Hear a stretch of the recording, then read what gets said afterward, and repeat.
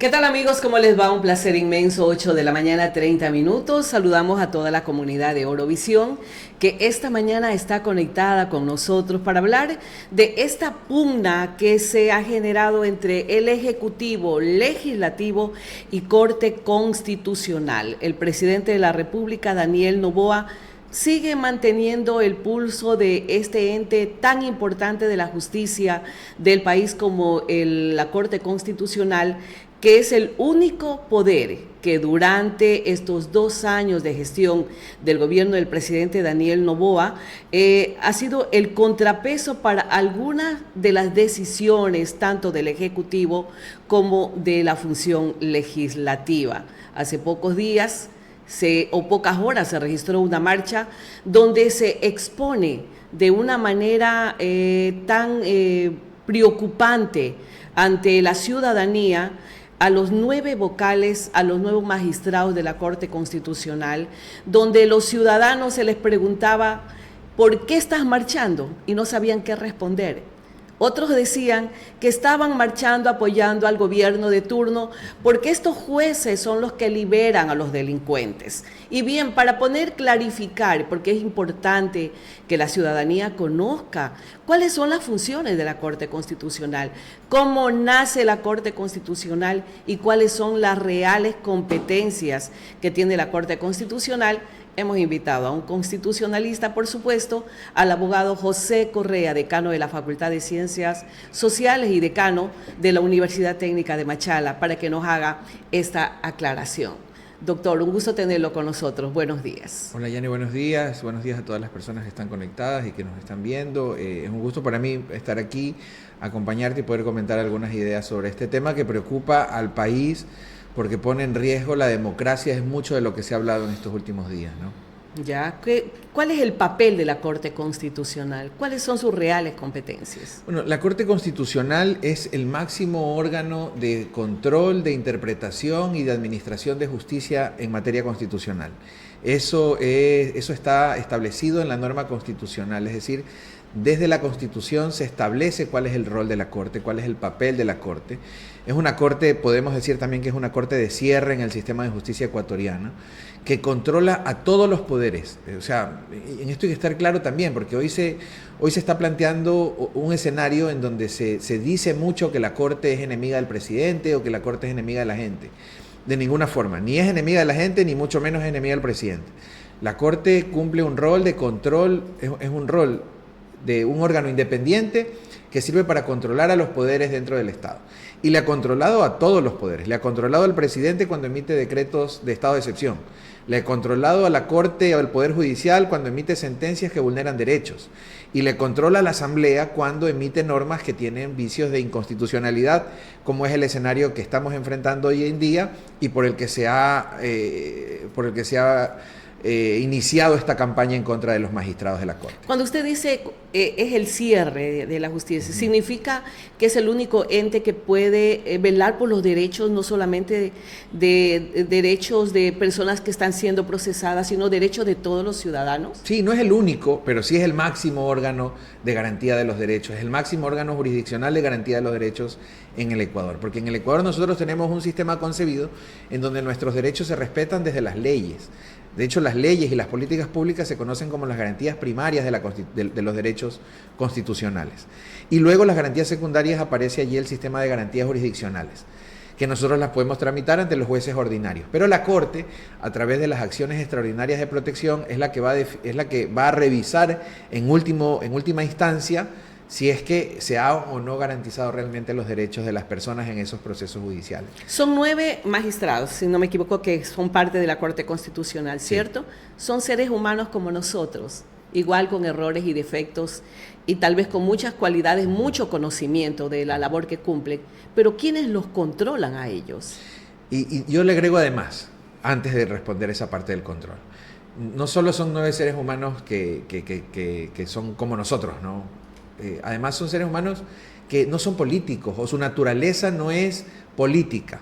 Ellos son profesionales técnicos, todos han llegado a la Corte por tener el grado de doctorado en Derecho para poder estar sentados en el lugar en donde están. Son eminentemente técnicos en el análisis del control técnico del cumplimiento de la Constitución y del cumplimiento del proyecto constitucional. Con esto, cuando digo que no son políticos, también digo que, por ejemplo, no vamos a ver mañana nosotros una respuesta de la Corte, una respuesta política de la Corte convocando a una marcha para ir en contra de Carondelet, por ejemplo. Como me marcharon en mi contra, ahora yo voy a marchar en contra suyo. No, no vamos a ver nosotros eso por parte de la Corte. O sea, no es un ente político. Porque no es un ente político. Ya. Tendrán criterios políticos como todos, pero no son un ente político dentro del Estado, son un órgano técnico de control.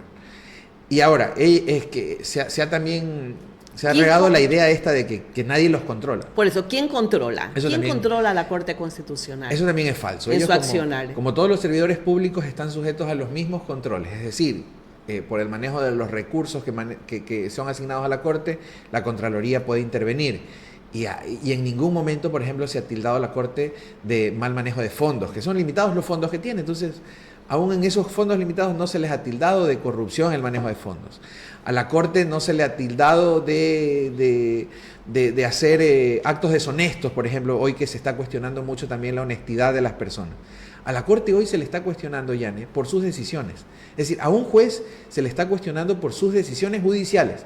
Se le está cuestionando por haber emitido una resolución, bueno, un acto judicial que suspende el efecto de unas normas que fueron aprobadas por la Asamblea que tienen graves vicios de inconstitucionalidad que no son nuevos además, Yane, porque creo que en algún momento nosotros ya nos sentamos en esta misma mesa y analizamos el riesgo de las inconstitucionalidades que podían tener esas leyes. Por supuesto. Hace unas semanas atrás y yo te la ley de inteligencia, la ley de seguridad y la ley de integridad son leyes que en definitiva las hemos analizado y creo que el común de los ciudadanos saben que hay vulneración de derechos y era lógico que la Corte Constitucional ponga el dedo en la llaga y le diga vamos a suspender de manera provisional para que el gobierno pueda venir a dar sus argumentos, a fundamentar, que es lo que creo que se va a dar ya el día lunes, ¿no? Sí. Que es la fecha donde la Corte Constitucional ha llamado a tanto al Ejecutivo como al Legislativo, al Procurador General del Estado, para que den una respuesta de estas propuestas de inconstitucionalidad. Tal vez para el común de los ciudadanos, doctor Correa, consideren ellos que decirle no al gobierno en este momento donde la violencia ha tomado una fuerza terrible, donde Machala, la capital de los Orense, tierra que queremos y vivimos, más de 300,000 habitantes, es una de las ciudades más peligrosas del mundo. Así es. Está considerada ya como una de las ciudades más peligrosas del mundo. Antes estábamos en tercer lugar, hoy estamos en primer lugar. Tal vez eso es lo que está motivando a la gente a creer el discurso, la narrativa del gobierno de que la Corte Constitucional no está actuando en derecho. Yo comparto la indignación que tienes, Yane, por vivir en esta ciudad, por haber nacido en esta ciudad, la indignación y la preocupación de que la violencia se haya tomado en las calles de nuestra ciudad y de varias otras ciudades del Ecuador, principalmente las ciudades de la costa. Pero el enemigo no, o sea, estamos viendo mal el enemigo, ¿no? El enemigo no puede ser el Estado de Derecho, no puede ser que la ley sea un estorbo para poder cumplir con la tarea constitucional que tienen nuestros gobernantes. Y hoy, al combatirla a la Corte, estamos combatiendo al Estado de Derecho mismo, estamos combatiendo a la democracia misma. Y eso es peligroso en un sistema democrático. Es peligroso porque esto es un boomerang, ¿no? Y el respeto a los derechos tiene que ser igual para todas las personas. Y el combate a la delincuencia tiene que llevarse a cabo, por supuesto que tiene que llevarse a cabo y tiene que llevarse a cabo con dureza, pero sin sacrificar el Estado de Derecho, sin sacrificar el respeto al rol que cumple cada una de las instituciones del Estado. Por eso, en la previa conversábamos un poco de que el enemigo que está viendo el gobierno no es el correcto. ¿Sí? La Corte no debe ser tildado como enemigo del Estado. De hecho, es un error esto de estigmatizar a los jueces poniendo sus rostros a lo largo de las calles de la ciudad de Quito. No es la forma de hacerlo, ¿no? Allí yo creo que el gobierno tiene que corregir y mirar sus esfuerzos hacia quienes realmente resultan incómodos para que esto para que esto se solucione. ¿Y qué resulta incómodo? La falta de trabajo, la falta de atención en la salud, la falta de atención a la educación. O sea, no podemos nosotros tildar a la Corte de enemiga del Estado cuando en los hospitales se nos están muriendo niños todos los días por no atenderlos adecuadamente. Por Doctor ejemplo, ¿no? Correa, nos llenó de preocupación ayer, escuchábamos una entrevista con un expresidente de la Corte Constitucional, donde él dijo algo que yo creo que nos tiene que poner a pensar a todos los ecuatorianos, aquellos que votaron por Noboa y aquellos que no votaron por Noboa. Definitivamente tenemos un gobierno de 4 años, ¿cierto? Él dijo que lo que está haciendo el gobierno, utilizando este caballo de batalla como es la Corte Constitucional y exponiéndola de esta forma ante los ciudadanos, 18 millones de ecuatorianos, es la incapacidad que ha tenido el gobierno justamente para poder manejar el tema de la inseguridad que vive el Ecuador. ¿Cómo lo ve usted este tipo de declaraciones que venga de un magistrado, de un expresidente de la Corte Constitucional? Son muy fuertes y por el nivel de la persona a quien lo dice, yo creo que vale la pena atenderlo, vale la pena enterarse de lo que está diciendo, de lo que están diciendo este nivel de profesionales en nuestro país, porque debe generar preocupación colectiva. El Estado de Derecho se ha hecho para respetarlo, ¿sí? Y no puede ser, como te decía, ¿no?, el Estado de Derecho el enemigo de quienes nos gobiernan, porque eso pone en riesgo a la población en sí. Estas leyes que se suspenden, Yane, por la Corte, plantean la posibilidad... Y son artículos. Sí, o sea, bueno, ni estos siquiera artículos son, de las leyes. Ni siquiera sí. es las leyes, son artículos, y que si el gobierno presenta sus argumentos, sí, el legislativo presenta sus argumentos, continúa. Así es, pero estas normas que fueron suspendidas por la Corte Constitucional, por ejemplo, la ley de inteligencia, una norma dice que en el combate a la delincuencia, que está bien combatir la delincuencia, dice que en el combate a la delincuencia se pueden hacer uso de los recursos públicos de manera reservada, de manera consideradas como gasto especial, y que nadie puede enterarse cómo están gastando la plata, y que nadie se va a enterar cómo gastan la plata porque toda esa información se va a destruir luego. Entonces, ¿cómo no, en un país en donde hemos tenido muchísimas denuncias de corrupción, cómo no le va a hacer pensar mal a la gente eso?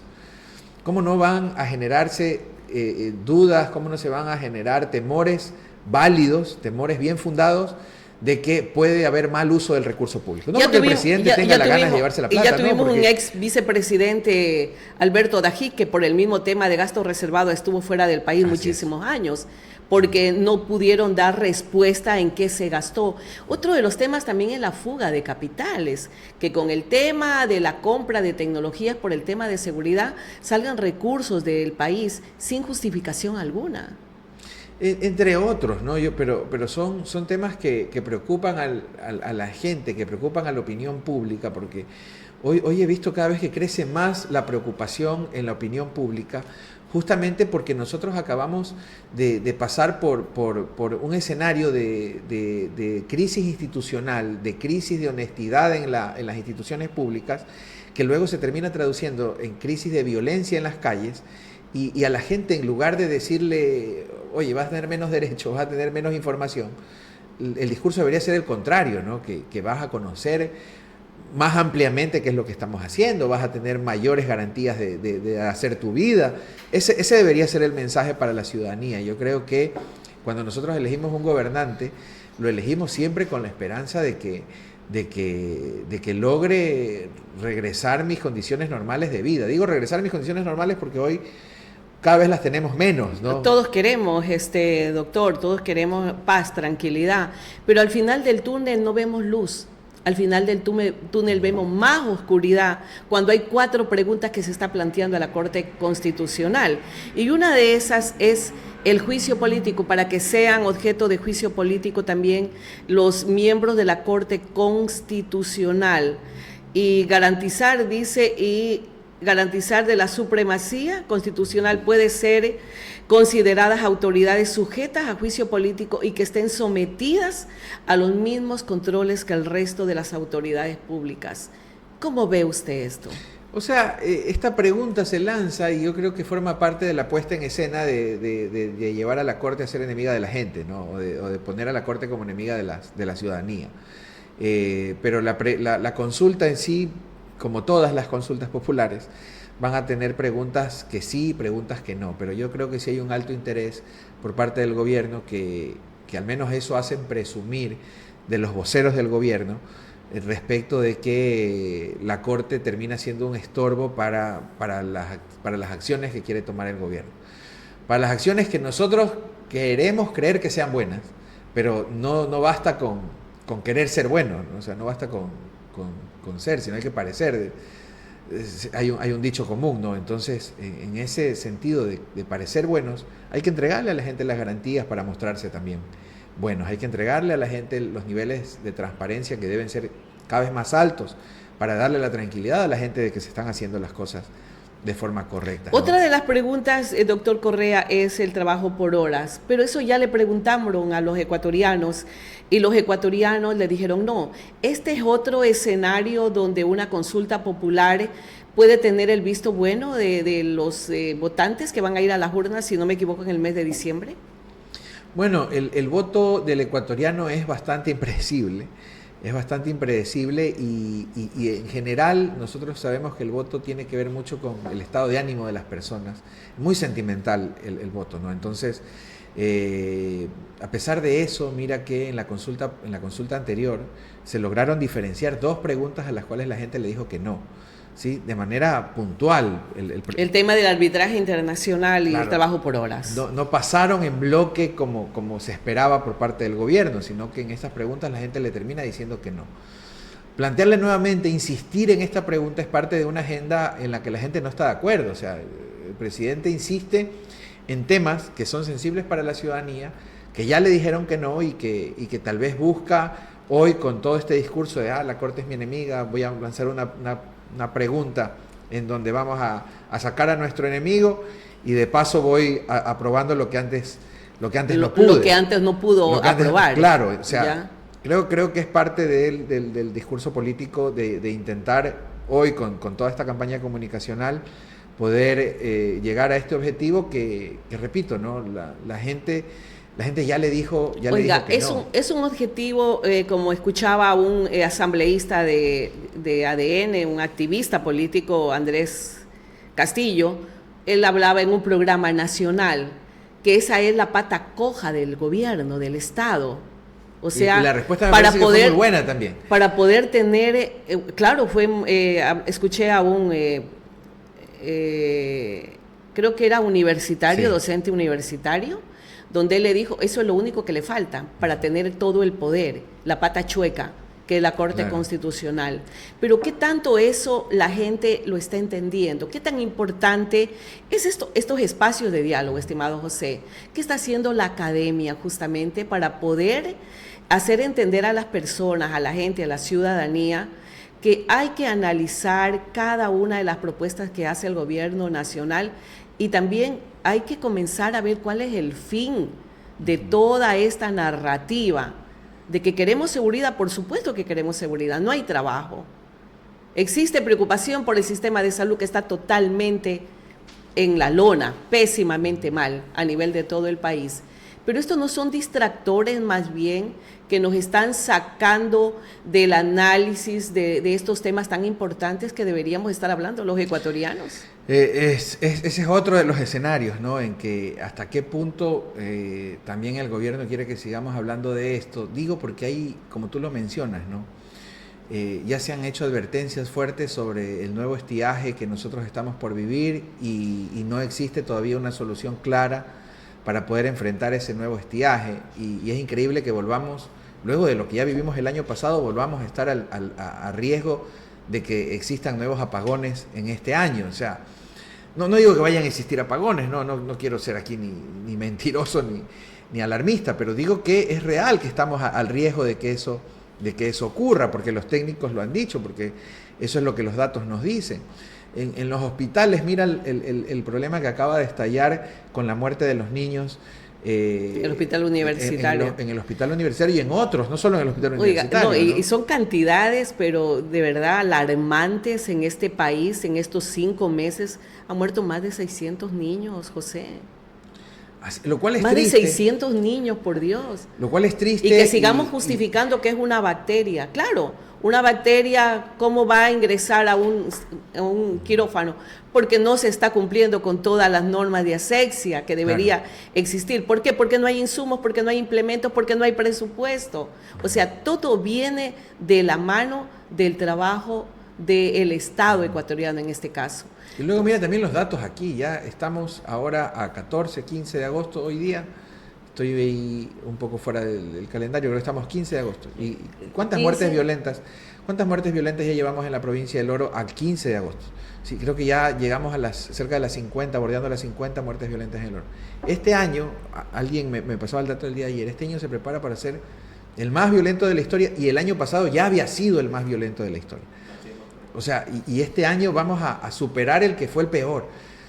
Preocupa, por supuesto que preocupa, pero vamos, los gobiernos... Y lamentablemente no es suficiente lo que está haciendo el gobierno nacional. Pero los gobernantes se postulan sabiendo el problema al que se enfrentan. O sea, no es que de la noche a la mañana aparece el problema de violencia, de la noche a la mañana aparece el problema de la corrupción en los hospitales, de la noche a la mañana tenemos nosotros estas crisis. Son problemas que ya se sabían. Uno espera de que se tomen más precauciones para poder solucionar esos problemas, y se los tomen, y eso sí te lo hablo desde el punto de vista netamente académico, se espera que lo hagan respetando las normas, respetando los procedimientos, respetando el marco constitucional, porque justamente la Constitución es eso, la Constitución es límite al ejercicio del poder para la solución de los problemas y para el respeto de la gente. Si le fallamos a la Constitución, definitivamente no estamos en nada. Correcto, pero por eso también instituciones como la Corte, que son los encargados de hacer cumplir la Constitución, son catalogados con estos adjetivos de estorbo, de enemigos, porque... Enemigo del pueblo, enemigo de la seguridad, que por ello no nos dan seguridad. O sea, esa narrativa está calando en la mente de la gente, y la gente se lo está creyendo. Pero no son ni estorbos ni enemigos. A la gente le están mintiendo y le están diciendo, aprovecho aquí esta línea que me das, a la gente le están diciendo que los jueces de la Corte son los jueces que liberan a los delincuentes comunes, por ejemplo, a las personas que cometen delitos a diario en nuestro país. No es cierto, ellos generalmente no conocen esos casos, salvo que lleguen por una acción extraordinaria de protección en la revisión de acciones de habeas data, en la revisión de acciones de habeas corpus, o en la revisión de sentencias judiciales de última instancia. Así es. Pero ellos no son, entonces a la gente se le está haciendo creer, estos son los jueces corruptos que liberan a los delincuentes. No es cierto. Por Dios. Ellos no conocen ese tipo de casos, ellos conocen procesos de cierre, son otros los jueces. Tampoco con esto voy a decir, estos jueces acá son los culpables. No, pues a la Corte se le está montando una narrativa respecto de lo que no hace. Lo último que se dice es que la Corte es el órgano de control de las instituciones, por ejemplo. Lo último que se está diciendo, cuando debe decir lo primero que se dice, que la Corte es el órgano llamado a respetar la Constitución. Vemos gremios activistas como gremios de médicos, ya vemos pronunciamientos de colegios de abogados en otras provincias del país. ¿Qué tan importante es que los ciudadanos hagan parte de este análisis, José? Porque viene una consulta popular. Definitivamente el gobierno está buscando legitimar todo lo que hace, está buscando fortalecerse más políticamente, a pesar de que los resultados no los estamos viendo hoy en día, cuando estamos con estos índices de violencia completamente alarmantes en el país. ¿Cuál es el mensaje que dejaría usted como constitucionalista, como docente universitario a la ciudadanía? A informarse, o sea, sobre todo creo que a informarse, o sea, el derecho de elección, el derecho al voto es una de las herramientas más poderosas que nosotros tenemos en democracia, pero que la perdemos cuando ejercemos ese derecho sin la información adecuada en nuestras manos. Y regalamos nosotros ese derecho cuando dejamos llevarnos, o cuando creemos en lo que nos dicen y no en lo que realmente está sucediendo.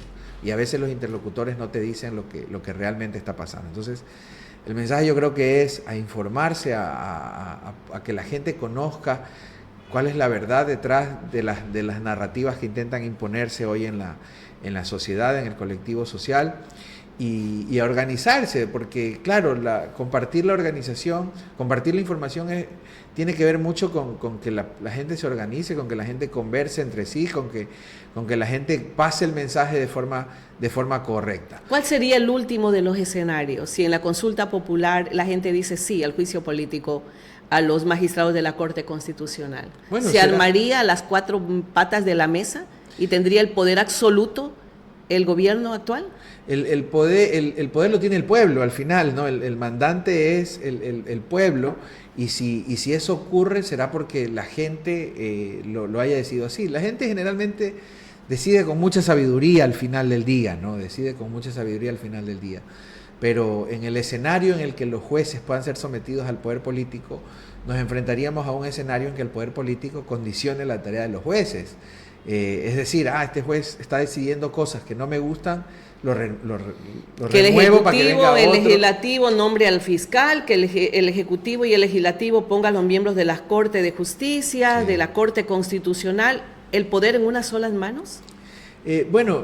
Ojalá que no lleguemos a eso, ¿sí? Ojalá que no lleguemos a eso. Los gobernantes deben aceptar la idea de que van a tener contrapesos en el modelo o en el sistema de gobierno. Deben aceptar la idea de que van a tener críticos en el sistema de gobierno. Y eso yo creo que se lo va construyendo con mucha madurez política. Es decir, si mañana cuando alguien le diga al gobierno, oye, reflexiona porque lo que estás haciendo no es la forma de hacerlo, sino es la forma de acá, ¿no? Y que en lugar de ojalá que se tenga la madurez suficiente para que el gobierno diga, es correcto lo que dicen estos académicos, y no les diga, no, es que estos son narcotraficantes, estos son enemigos del Estado. Esa no debería ser la respuesta. La respuesta debería ser el diálogo, la escucha activa hacia la gente, la escucha activa hacia las personas que generan opinión de buena fe, porque créeme que yo lo decía en otro espacio, que yo quisiera que le vaya bien al presidente, porque que le vaya bien al presidente significa que nos va a ir bien a nosotros.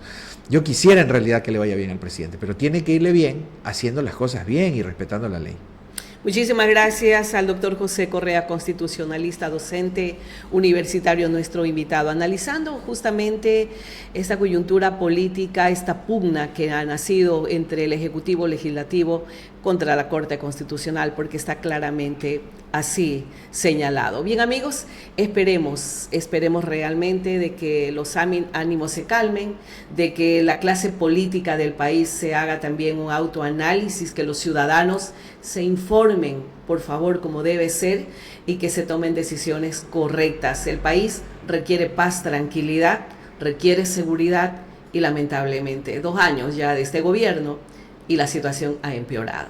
Bueno, ustedes mismos, creo que todos debemos hacernos una pregunta: ¿qué es lo que está haciendo el gobierno nacional para retornarnos la paz, la tranquilidad, el trabajo, la salud, la seguridad, que es lo que estamos necesitando? Bien, amigos, un abrazo para todos. Si Dios lo permite, el lunes estaremos a esta misma hora aquí en Orovisión.